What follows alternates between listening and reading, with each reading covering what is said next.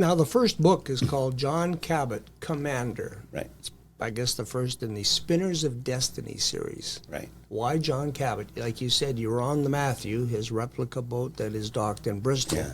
But you could have had any topic, any historical figure. Yeah. What was it about Cabot that captured your imagination? Okay, that's another story. You see how this thing evolves. The first book I wrote was 570 pages, I think, and it was trying to incorporate John Cabot, a brief bit of Sebastian Cabot, and then Jacques Cartier, and then got into the Elizabethan period, even with Francis Drake and so on. Well, I sent it off for an evaluation with the Writers Union of Canada, and they said, no, you have 3 novels here at least. So then I had to back off. Well, by that time I'd already written a fair amount, say 150 pages on John Cabot and on Jacques Cartier. And then I broke it down and started to delve into the characters and build the story arc, separately for each. So I didn't really start with the Matthew. I did, but then I went and spent a considerable amount of time in Saint-Malo in Brittany, France. Saint-Malo is where Jacques Cartier was born, where he sailed from, and where he retired and died. But it's a fascinating little city in France on the coast. So all of that needed to be restructured completely, and that's how the John Cabot story ended up being first, because it was the first chronologically. What was really unexpected was the fascinating story of Sebastian Cabot.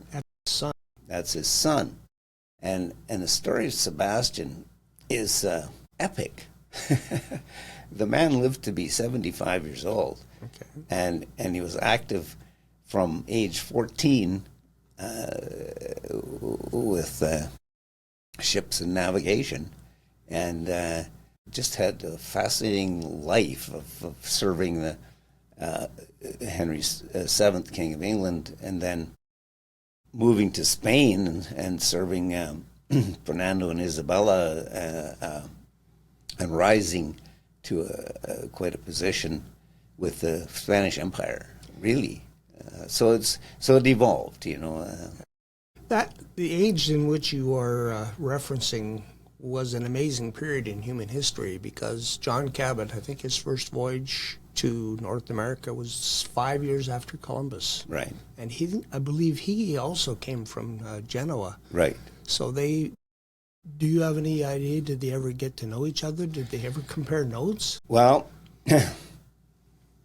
they didn't compare notes, no, but they certainly crossed paths at least twice.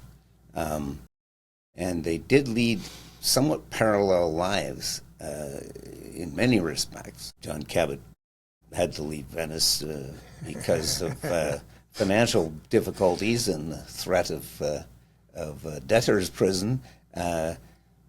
It's pretty well documented that Christopher Columbus, or Cristobal Colon, as I call him in the book by his Spanish name, did something quite similar and went and fled to Portugal.